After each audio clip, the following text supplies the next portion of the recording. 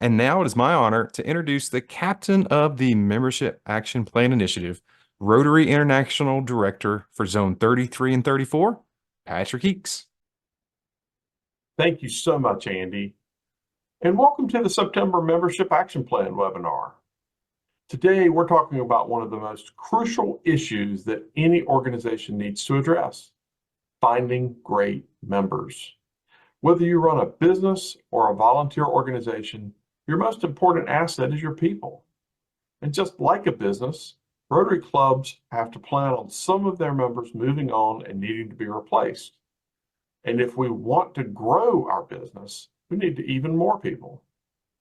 We all know that the key to success is finding great people. We can't just rely on people walking in off the street if we want to build a club that's fun, vibrant, and effective. Tonight, we have two presenters from very different clubs. One club is 15 years old and is the average size of Rotary clubs across the globe. The other club is 109 years old and is extremely large. Although their clubs seem to be very different, they share the need for members. Each club created a multi-year plan to build an outstanding club. I know I've enjoyed hearing their story, and I think you will as well. Our first speaker is Anant Venkataraman from the Rotary Club of Western Forsyth in North Carolina. He was president of his club 3 years ago, and he has a great perspective on what it takes to create consistent, moderate growth so a club can have much greater impact on its community and on its members. Anant, please tell us your club's story. Thank you, Patrick. Good evening, everyone. Let's go back 10 years. The Rotary Club of Western Forsyth had just celebrated its 10-year anniversary. Our membership had grown from a charter of 12 members to 27 members. Our members were engaged, the club was on the up and up, things were looking bright. Then we hit some hard times. Some members moved, commitments changed, some passed away, and members just couldn't attend our meetings anymore. Our numbers started to dwindle, and we're on our way out the door. Let's fast forward 5 years. In 2019, our club president, Linda Fossier, had a conversation with then president-elect Jean Blackwelder after one of our meetings. She saw the writing on the wall. We'd gone all the way down to 14 members. Something needed to be done. In addition, she felt that having multiple fundraisers throughout the year was putting a strain on our members, and thought maybe we could accomplish that with just one fundraiser throughout the year to raise enough money to take care of all the charities and service projects that we give out yearly. A plan was then put into place to intentionally grow our club membership while holding one large fundraiser a year. But we were intentional in doing this. To do that, we needed to do three things. First, we had to plan a special event. Second, we had to enhance our public image. And thirdly, we needed to create a club environment where guest is best and target service-minded individuals in our community. Now I want to tell you about these steps in the next few minutes. Dean accepted this challenge and went to putting together our first special event, which was a D-Day presentation during our club meeting where veterans were invited and meals were taken care of. Our room was packed in May of 2019 and a spark was ignited. We gained 2 new members from that meeting. Now, in order to tackle the fundraiser, Gene remembered nostalgically the comedy roast he had seen on TV at a younger age and wanted to recreate that with local celebrities. But we were intentional in doing this. We reached out to local celebrities, asked to help their charity of choice, and in doing so, we thought that we would increase our public image and grow our membership.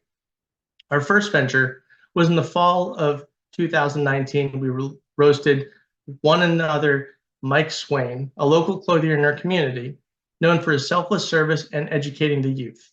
We raised over $2,800 for South Fork Elementary. Shortly thereafter, he became a member. After COVID, we roasted Wake Forest head basketball coach Dave Odom and raised over $41,000 for the Winston-Salem Street School.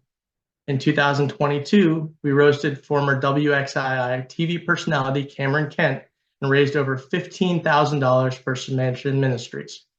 And last year, we roasted the king himself, Richard Petty, in front of 500 attendees and raised over $60,000. I bring these up to show that we were able to partner with some great individuals, not just to help their causes, but ours as well. More importantly, we raised our public image profile. And after these events, we gained new guests and visitors who wanted to join our club and wanted to help the community. We just need to put our new philosophy into practice. Our club motto is guest is best, and we recognize that they are the most important person in the room. Guests and visitors are warmly greeted by our sergeant of arms, who then lets one of the more seasoned and outgoing members in our club know that we have a VIP. This member introduces themselves with excitement and elation and proceeds to introduce them to the rest of the members at the table. They help them order their meal, ask them questions, and take a genuine interest in their affairs. When our president asks if there are any guests, they happily stand up, introduce the guest, and the club applauds with zeal. After the meeting is over, those members who haven't had an opportunity to introduce themselves to the guest make it a priority to go ahead and do so. In this way, we feel that every member has an opportunity to touch and engage with the new visitor, therefore creating some warmth and a sense of inclusion. In terms of communication, we don't shock them on the front end with an application or contact information sheet. Instead, we casually gather that information in conversation to stay in touch. Now, our club does have a few salespeople, as I'm sure your clubs do as well, so we leverage their skills to gain new members by having them take the point and invite these visitors to return. Such members have a certain knack for closing leads. Why not use their strong suit? The guest comes back a second time, we feel certain that these members can close and seal the deal. To date, we close over 75% of our returnees. Now, since 2019, our membership has grown immensely. From our meager 14 members, we ended 2023 with 33 members. Currently, we have 34 members and certainly have room to grow. We have gathered members after events that increase our public image and captivate people's hearts. We intentionally invite guests to service projects, special event programs, and fundraisers. We still continue to have our D-Day presentations, and over the years, we have some captivating presentations like Johnny Carson, Don Knotts, Jimmy Stewart, and It's a Wonderful Life. In terms of the D-Day presentations, we most recently had one in May at a local restaurant. There were over 30 guests and local news and media there. Just want to tell you all, this action strategy started with a spark and a couple of new and innovative ideas. With a strategy in place, coupled with a focus on special events, public image, and a guest is best philosophy, we're able to more than double our club size. With a means to deliver visitors and guests and an intentional strategy to engage, any club can do the same. So that's our story. I'd like to introduce Kurt Loudenbach now to tell you his story. Kurt's club has a few differences from my club. For one thing, Kurt's club is the downtown Sioux Falls Rotary Club, where the average low temperature in January is 8 degrees. Ouch. And whereas my club has 33 members, Kurt's has 330. Just a small difference. So we're pretty different from each other, but Kurt's club faced some of the same challenges as mine. We both created a growth culture that makes each of us successful, finding and engaging new members. Kurt, tell us all how you did it. Thank you, Anat. It's my pleasure to be with you all this afternoon to promote and grow Rotary across our great country. Once again, I'm Kurt Laudenbach. I'm the president of the Downtown Sioux Falls Rotary Club, part of District 5610 here in the sunny and warm Great Plains today. In fact, we're at 83 degrees today and not even thinking about that 8 degrees or less, Anat, that we do frequently see in January. So Downtown Sioux Falls Rotary, as mentioned earlier, is 109 years old, having been founded in 1915. And originally it was made up of the kind of the movers and shakers in Sioux Falls, was widely known as the check writing club.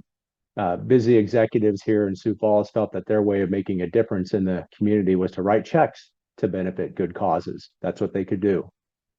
A few years back, our board of directors decided that we needed to cast a wider net and attract more members. and it was an intentional effort to increase the populations of both female and younger members of the community to our club. The results of those efforts are apparent. The club has grown by nearly 30% in the last 5 years, and now we're actually now enjoying a roster of 344 members, and that makes us the 10th largest club in the United States and the 15th largest club in the world. We do admit that we've been aided by rapid growth in the Sioux Falls metro area. It's now over 300,000 people, but you'll see later as we go through the presentation that we're intentional and aggressive in growing our club. So again, 5 years ago, the membership committee and club leadership developed what we call a Rotary, downtown Rotary member recruitment process, recruitment guide. The document was intended to provide a roadmap for attracting member candidates and turn them into members. So it involves a 5-step process. Step 1 is to identify. We actively seek out candidates for membership by monitoring various business development communications and organizations such as the Chamber of Commerce, family organizations, other communication processes within the community. We also constantly remind our members to invite people they are meeting in their circles of influence and that they need to be proactive in inviting guests, much as many of us do. Step 2 of our process is the courting phase. In this phase, we make sure we're making additional contact with guests. We like to show that we care, want them to be a part of a special cause. Once again, we instill in our members that this is a year-round effort. The third part of our process is the application, and this step is to ensure that a prospective member's credentials and values align with Rotary. A qualifications committee reviews each application to make sure they are a fit and forwards those approved applications on to the board of directors for final approval. Step 4 involves inducting new members into the club, and we try to make them feel special by giving them a moment in the sun. We also start the process of making them Rotarians with a quarterly orientation meeting. Once step 4 is completed, we work to get all members engaged early so they develop a personal connection to Rotary and its many good causes. One key effort in that is one-on-one coffee or lunch meetings between a board member and new members just to learn more about each other. At about the same time the recruitment process was developed, we also created a candidate qualifiers as part of our concerted effort to attract more women and younger professionals. The 4 criteria were established to serve as a guide to new members.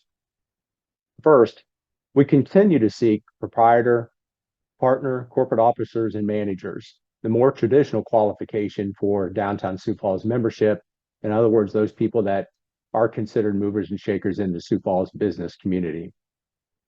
A second qualifier is someone who's in an executive position.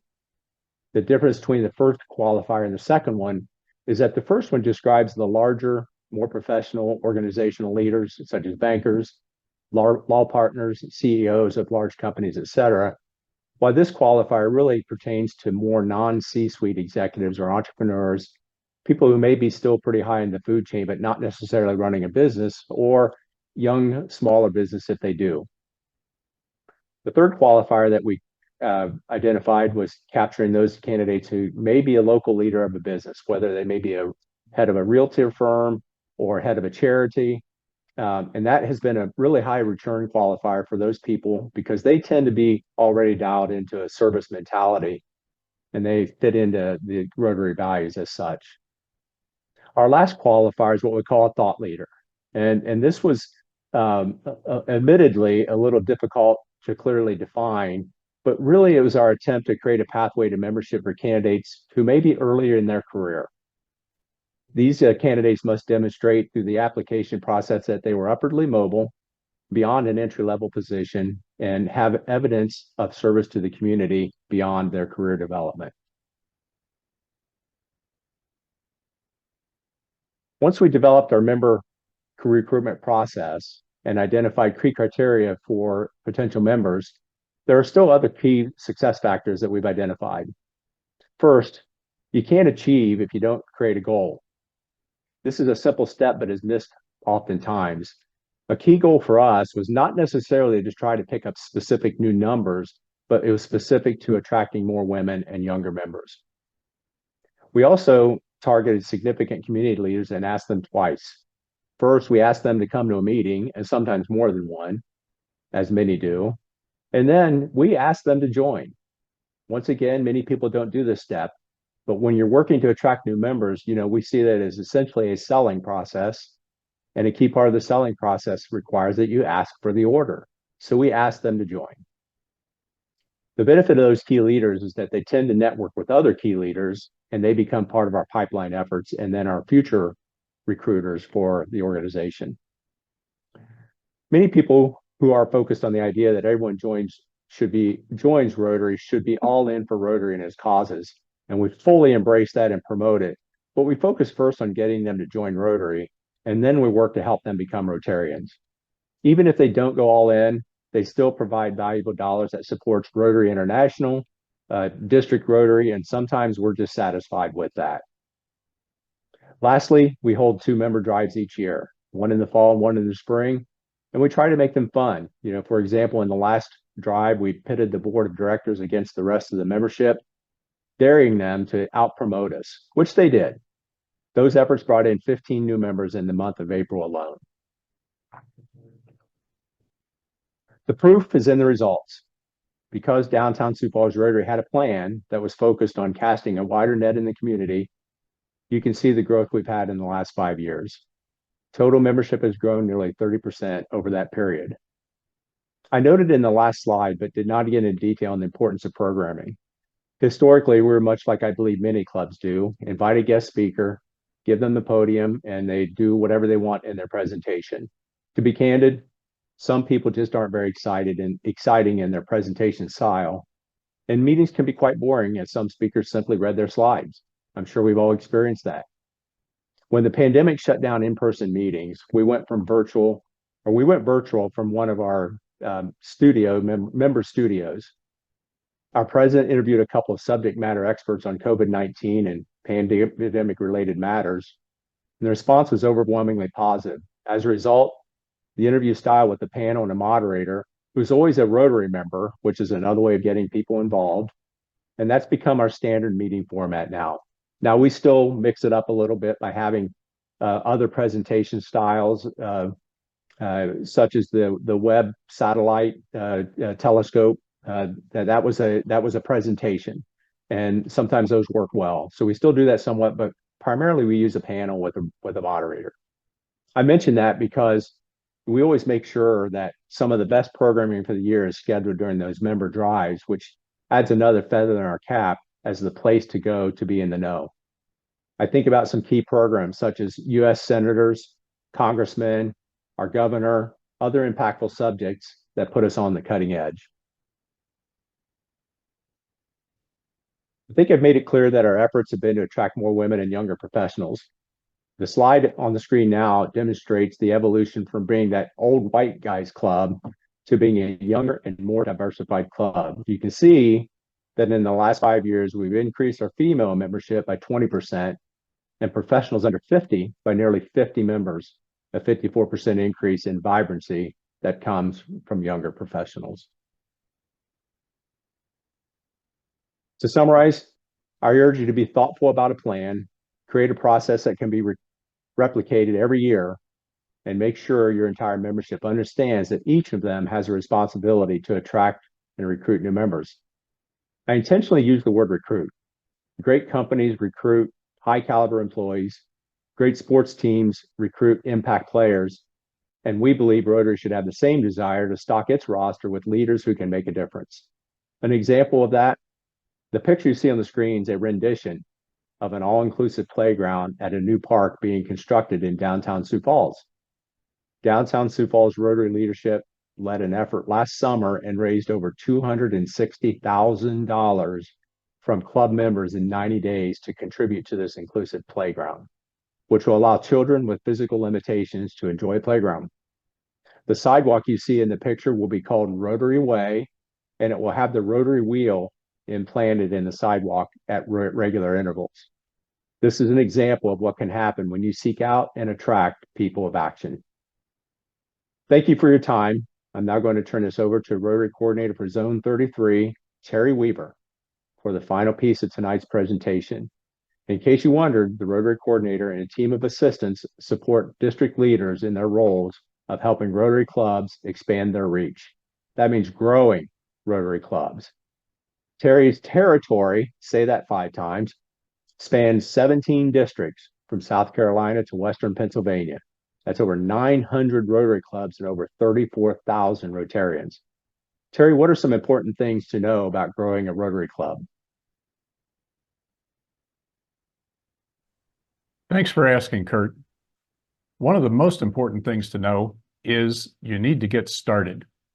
One of the primary failure modes of clubs that don't meet their membership goal is they wait too late in the year to start the process of attracting new members.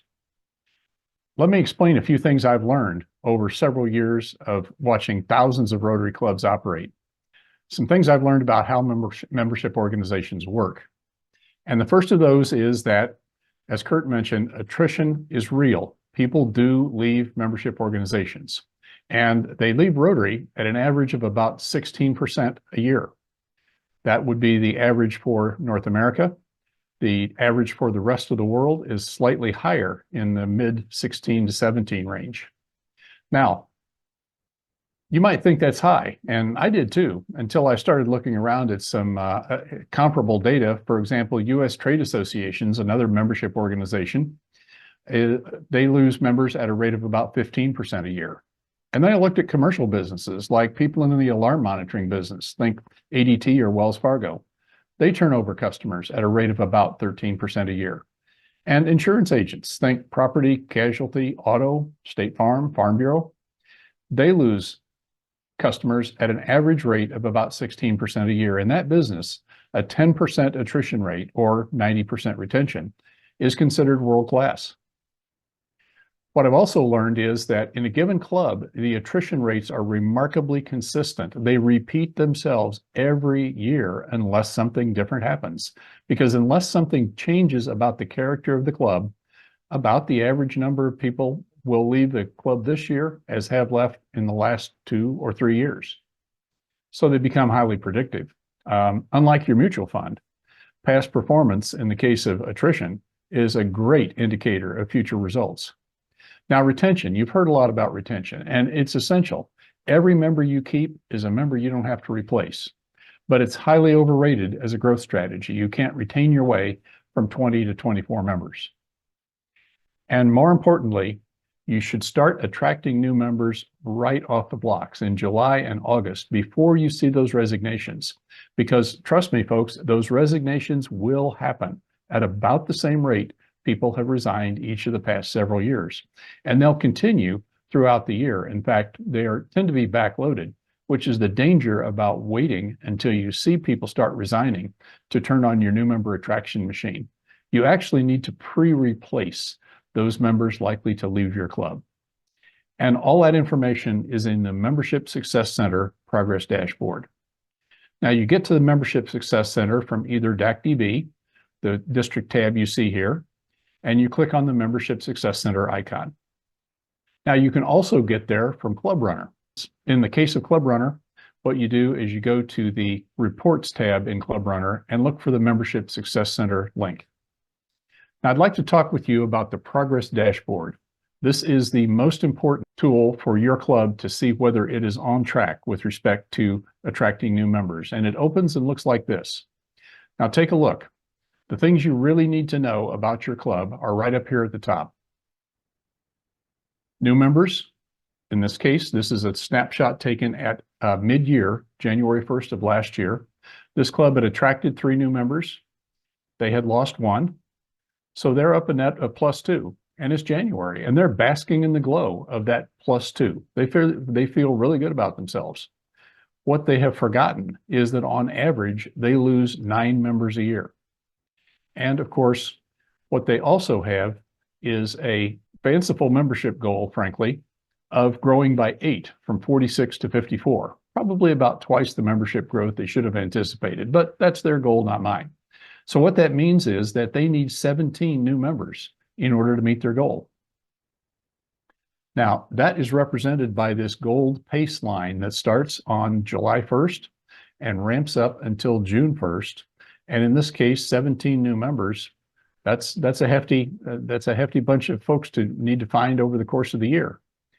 And let's take a look at how they're doing. This little double arrow up here expands this chart so that you can really home in on the detail. And what you'll see here, again, we're looking at January 1st. Their pace to attracting those new members should have been at a rate of about 9 at this point of the year. The fact is that by January 1, they had attracted only 3. And more importantly, that shortfall in pace was clearly predictable months before. They've been behind pace all year. And you probably might conclude that they didn't catch up all the way to that pace line over the course of the year. In fact, not only did they not reach their goal of +8 members, they ended up July 1st, 2024 with a net loss of 1. So this is what happens if you don't get off the blocks, if you don't get started, if you don't get with attracting new members early enough in the game, you simply can't catch up. The new member pace line runs out in front of you and you just can't catch up late in the game. Now, I'd like to offer some takeaways for this. One of them is that attrition is real. Clubs lose members every year. It's unlikely, looking across the district, you'll hardly ever find more than 1 or 2 clubs in an entire district that didn't have any membership loss in a given year, and you'll find none that don't lose members on, say, a 3-year average. Average terminations are an excellent predictor. You can take a look at the number of people that leave your club each year, and that's presented for you in the Membership Success Center. That's about the number of people that you need to replace this year. And terminations are back-end loaded. You will not see terminations at any heavy rate up in the front end of the year where we are right now. Those people will wait until the end of this calendar year, or they'll wait until the end of the Rotary year to resign, and they'll surprise you on the back end at about the same rate they have always before. Now, I want to mention there is no metric. I'll repeat that. There is no metric during the year to tell whether you're improving on retention. And the reason for that is retention is random. It's really lumpy. It's not linear throughout the year. Unlike tracking the pace of new member attraction, where you'd really like it to be on kind of a smooth, steady ramp, you have no idea when people are going to terminate out of your club. And I'll promise you that it will surprise you on the back end. And finally, you want to pre-replace those folks. You want to start attracting new members in July, August, September. And folks, let's get started. I'll leave you with one somewhat chilling metric that I just took a look at this morning.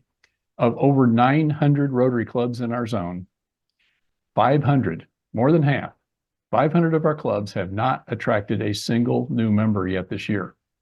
We're better than 2 months into the year, and more than half of our clubs have not attracted a single new member. They're not even in the starting blocks.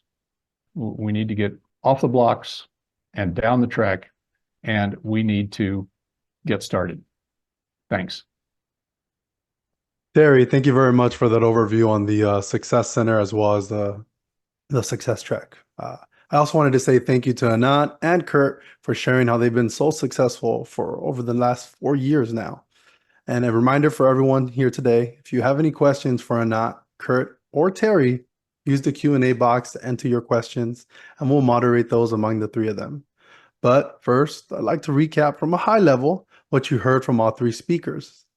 The first, help your members identify the sort of members your club needs, whether it's thought leaders or creative folks who love different ways of fundraising while they're fundraising. Second, create a culture of guest is best, so visitors feel welcomed and engaged from the first moment they enter the room. Third, help all your members see the benefit of having a larger network of Rotarians and more hands to do projects. And a little bonus, do it now, because not only would it ignite your club, but it's so much more fun to be on a winning team that is growing year over year. So, as I mentioned, we're transitioning over to our Q&A segment. So what questions do you have for our presenters? Use the Q&A box in Zoom to let us know. And Terry, it looks like the first question we have here is for you, sir. Terry, the question is, with August being membership month, Does that mean that clubs should get all of their new members during that month so that they can focus on all the other areas of their club throughout the rest of the year? When really should clubs prioritize gaining new members? You know, Rotary Club is a whole lot like a business, and a business realizes that they need to start at the beginning of their year, usually January, and they need to be attracting customers every month because they know they're going to lose some. What did all those different businesses and industries have in common that know their loss rates, they know their attrition rates? They got over it. They figured out that attract new customers, or in the case of trade associations, new members every month of the year. Likewise, the idea of attracting as many members as you need in August, my Rotary Club is a large Rotary Club like Kurt's, and we need about 45 new members in a year to meet our growth goals and also our replacement, and that'd be tough to do in the month of August. I also mentioned that in almost every club, we see clubs that need 4, 5, 6, 8, 10, 15, 20 members. You've got to start that early in the year, and you've got to attract members every month. So early in the year and every single month. Thank you for that, Terry. Just like voting in Chicago, early and often. Right. Terry, actually, there's an additional question here for you regarding the Membership Success Center. Someone here is stating that they don't see this same screen as what you shared today on the My Rotary page. Where exactly can people find the Membership Success Center? You access the Membership Success Center through either DACDB or Club Runner. You do not start in My Rotary. You do not start on the Zone site. You start in DACDB. The reason for that is when you're logged into either of those two member management platforms, we know your club. And what we do is we drop you into the MSC right into your club's data, right into the homepage. And in fact, we can send you an email on a regular basis to drop you right into your progress dashboard. So the important thing is we know your club. We also know your access level. So we know whether, for example, you have the rights to edit a membership goal or not, whether you have the rights to look at other clubs in the district if you're a district leader. So you start from someplace where we know who you are, and that's in either DACDB or Club Runner. Great. Well, thank you very much for that clarification. Kurt, you're coming up to the plate. People are asking this question over and over again. Overwhelmingly, I'm seeing in here, people in the chat are asking, what is a thought leader? And I know you addressed that, so before you answer, let me add to it just in case there was something missed during your segment. Can you also share why do we want thought leaders in our clubs, and how do we attract them, and where do we find them exactly?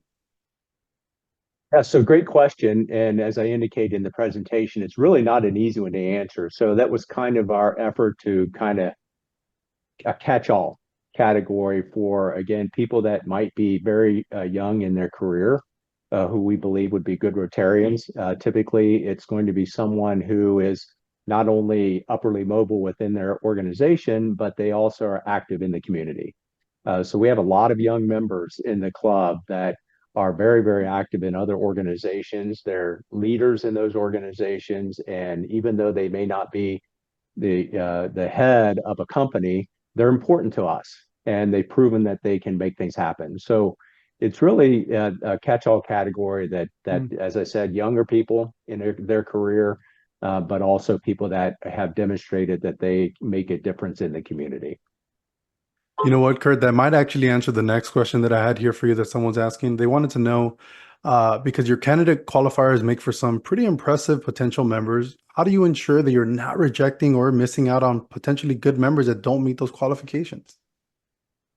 Yeah, so that's hard, but the application process always has a sponsor, and that sponsor is always a current Rotarian. So we're counting on them to know something about that individual. So as I'd indicated in my presentation, we have a qualifications committee that reviews each of those applications, and that committee is made up of the previous 5 presidents. So they're reviewing those applications. So hopefully within the 5 of them, they're digging deep and understanding what that person can meet to our club. But if they have questions about, they'll go back to the sponsor and ask more questions about that individual. So hopefully once they've gotten past that point in time, we've captured those people that want to be members. They've demonstrated that they are willing to contribute to the organization, and then they go to the board of directors for final approval. And that's typically a rubber stamp because we've done a lot of due diligence on the front end. Okay.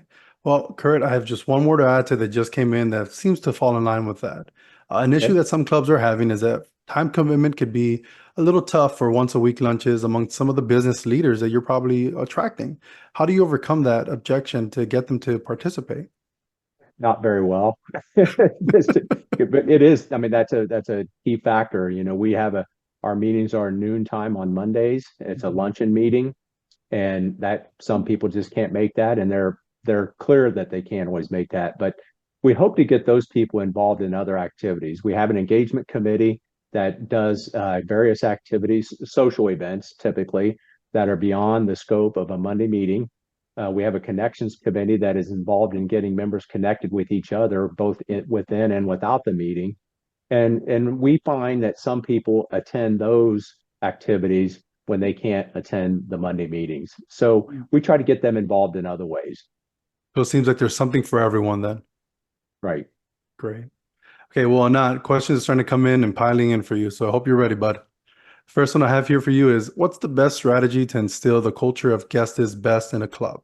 How can all of the other clubs that are here today mirror this in their own club? Well, I think for us, what was important is to help members remember what it felt like when they first came to their Rotary Club. The warmth, the connection, the sense of engagement, the feeling that this is something they want to be a part of. And when we bring that up to our members, they nostalgically recall that and remember that good, warm feeling, and they want our guests to feel that. Couple with that with the fact that, like I said, we've got a lot of salespeople in our clubs, and we understand that it's always best to put your best foot forward, and you may only have one shot to invite this member and have them come. So it's very important for us to instill that guest is best philosophy and just really, really embrace people when they first come to the rooms. Awesome. Well, thank you for that. A second one for you here, sir, is your club offered large scale events. How were you able to get members engaged to pull off these big events? Well, as you can see, the people that we roasted, they were large enough. When you get celebrities like Cameron Kent and Richard Petty, I mean, come on, Richard Petty. When you get people like that, it's a no-brainer. They're already excited about it. And then add on top of that, we have great leadership who organizes and put our members together. And then it's very much an all hands on deck event. Every single member is involved to some capacity, and they happily do so. No one's, begrudgingly, helping out. Everyone wants to be a part of this. Fantastic. Well, thank you for that. I have a question here, and it's actually for both Kurt and Anat. Have you attempted to implement different membership levels, or are you operating with the same standard membership level in both your clubs? And either one of you can start. We do not have different levels of membership. Okay. Not? We haven't either. We've had discussions about it, just never actually put it into practice yet. So even without implementing these alternative membership levels, you've still been able to grow your clubs. Okay. It's quite impressive. I guess your clubs are very attractive and people want to be a part of those clubs. Anat, someone's asking an additional question about the roast. They're really interested. At the roast, what did you do to raise your money?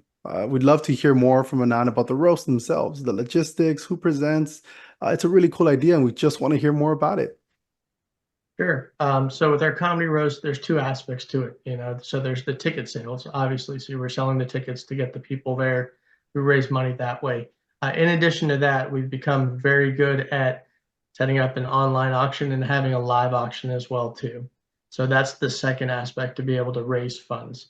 And when we meet with the roastees, we talk to them about, we ask them specifically, what is the charity or what charities are you interested in? We'll be happy to put that on there. And so when we advertise the events, we mention that this is for the Winston-Salem Street School or this is for the Petty Family Foundation. And that helps a lot with raising funds and making donations as well too. And we certainly do give a great portion of it towards them, minus what our expenses were. So. Fantastic. Well, thank you very much on that. Kurt, I have another one here for you. The people are interested about the 340 people you have to put to work. It looks like you bring in about roughly 50 people each year. And if the last stage of recruitment is engaging them immediately, how do you do that with so many new people every year? How does that work? Well, it's not easy, but we do several things. One, as I shared, a member of the board of directors meets with every new member at some point in time. One is to create a connection, but secondly is to ask them what they're interested in. We want to find out what their interests are and how they feel like they should support Rotary, and then we find ways to do so. One key thing we do with new members is that we ask them to be a greeter at each meeting. So that's one way of getting many members during the year, with roughly 45 meetings a year, and we have 2 to 3 greeters at a time. So that's one way that we get people immediately involved. We also ask members to be moderators at the panels that we do at weekly meetings. That's another way to get a lot of people involved. And then lastly, we do have a number of committees, and even though we don't have enough committees for everybody, that's just one more tool that we use to get people involved. So it's a multitude of things that we do, different activities that we get people involved in. Wonderful. Well, Kurt, thank you very much for that explanation. And thank you to everybody on the panel today for your time and your feedback and just supporting our clubs to help them grow. I do want to thank everybody that submitted a question. I understand that we're not able to get to all of them due to our time, but we do anticipate that we'll be able to follow up with those that submitted a question. We will also be dropping in the contact information for those on the panel today. So if you want, you can actually follow up at your leisure and ask the question directly of them. So next, I pass it on to my good friend Andy to help us talk about the upcoming events that we have going on. Thank you all. Thank you, Jose, and thanks to Anat, Kurt, and Terry for sharing your words of wisdom about what growing clubs look like and how to get out of that danger zone with less than 25 members. And now on to our MAP awards. Here are leading districts based on attendance through August. District 6910 is leading with 24 attendees. Second is District 7680, which had 21 attendees, and District 7030 is third with 19 attendees. And the top clubs that are leading those districts and driving them to the front of the pack. Here's a list of those for 6910. You got Rockdale County and Johns Creek. And 7680, you've got Matthews and Charlotte and numerous others there at 2. And then 7030, you got Georgetown Central and Antigua. And if you've missed any part of this webinar, you can watch by going to rizones33-34.org/membership-action-plan. Should hopefully see a link to that there in the chat now. We'll have today's webinar up sometime in about the next 48 hours. Speaking of webinars, our next MAP webinar will focus on attraction action. Build your club with innovative and traditional solutions. Learn from other successful clubs how they have attracted new members. That will be on Monday, October the 14th at 5:30 p.m. Eastern, and you can register using the link in the chat. And until then, get out there and recruit some new members, and we will see you next month.